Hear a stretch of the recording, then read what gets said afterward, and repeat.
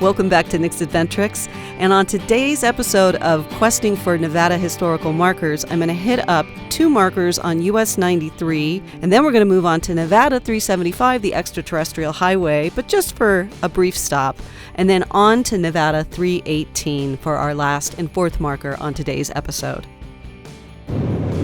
Today I am driving on US 93 just north of Las Vegas, and I'm going to head up 93 going north and see how many markers I can hit.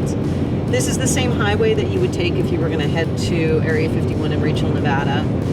You'd have to get onto this highway first before you get onto the extraterrestrial highway. That is if you're leaving from Las Vegas. So I think that I'm going to hit probably 4 markers today, and then I'll try to hit up some more the next day. So it'll be a little bit of a camping trip. Also, I happen to be driving US 93 right now because I am headed to the annular eclipse in Ely, which was the previous video that you saw. And so I thought I'd take this opportunity to hit up some Nevada historical markers.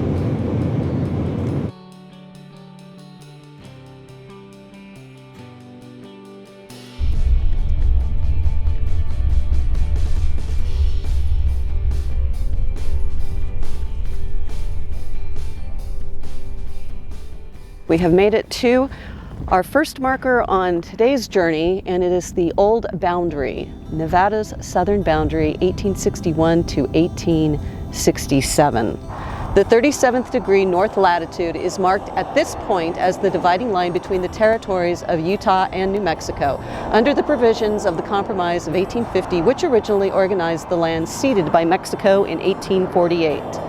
When the territory of Nevada was carved from western Utah in 1861, this line became the southern boundary of the new territory and continued to serve as such when the territory and state were enlarged by extensions to the east in 1862 and 1866, respectively. In 1867, the Nevada legislature approved the action of Congress to add that portion of the territory of Arizona, which lay to the south of the line, west of the 114th degree west longitude and the Colorado River, and to the east of the boundary of California. This action, taken on January 18, 1867, gave to the state of Nevada the permanent boundaries as they are today. State historical marker number 58. There's a discrepancy in this marker's number. There are actually 2 Old Boundary Nevada historical markers with the same text, but both have their own unique numbers, 57 and 58. This particular marker near Alamo is supposed to be marker number 57.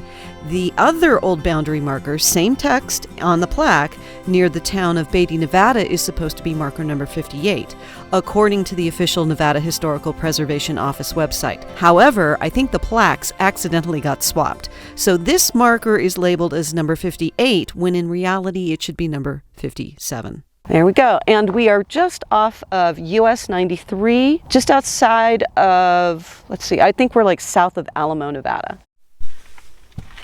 All right, moving on to the second marker on our journey today. Boy, these markers creep up on you quick, even when you have the coordinates marked. Ugh. Yeah, and it's especially dangerous on this 70 mile an hour highway pulling over the side of the road.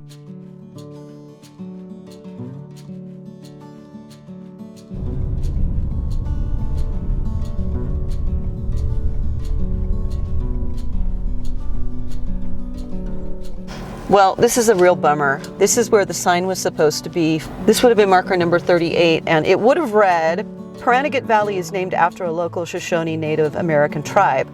3 local springs fill the valley's lakes, which farmers have used for irrigation since the mid-19th century. In the late 1860s, outlaws pastured hundreds of head of stolen cattle in the valley meadows. In 1865, ore was discovered in the area. The following year, a stamp mill was established at Hiko. I'm probably mispronouncing the name of that. The following year, a stamp mill was established at Hiko, 20 miles to the north, to crush the ore. Hiko became the center of activity for the valley and the county seat between 1866 and 1871, when local mining declined and Pioche claimed the county seat. The valley received international notoriety in 1867 when Dan DeQuille of the Territorial Enterprise published an article titled "The Rolling Stones of Pahranagat" about magnetic traveling stones. Ooh, that sounds kind of cool. DeQuille was notorious for publishing comedy and satire, sometimes mistaken by his readership for truth. Sounds a lot like Mark Twain. In this case, DeQuille described these round stones as having a magical quality that, when scattered on the floor, would immediately begin traveling toward a common center. DeQuille published similar articles on the stones in 1876, 1879, and 1892. The town of Alamo, before you, established in 1900, is the valley's largest present-day settlement, watered by Pahranagat Creek. The area includes several ranches and the Pahranagat Valley National Wildlife Refuge. State historical marker number 38, which sadly is missing. But the post is still there, so you know where the location is.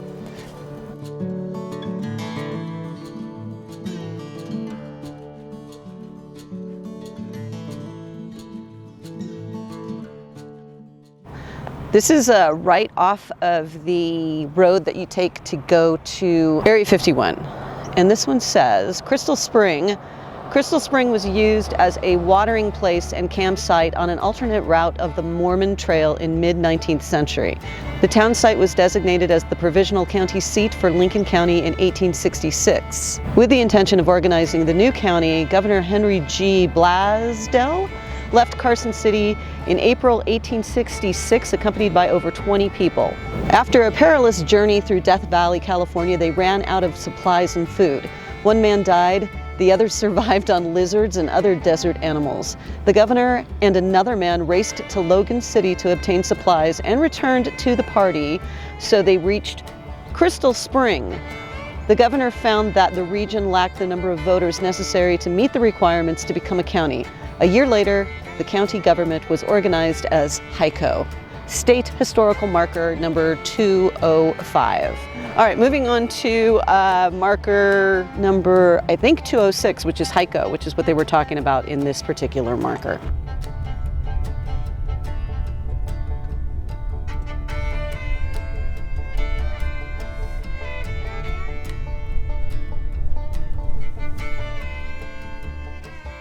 Hiko.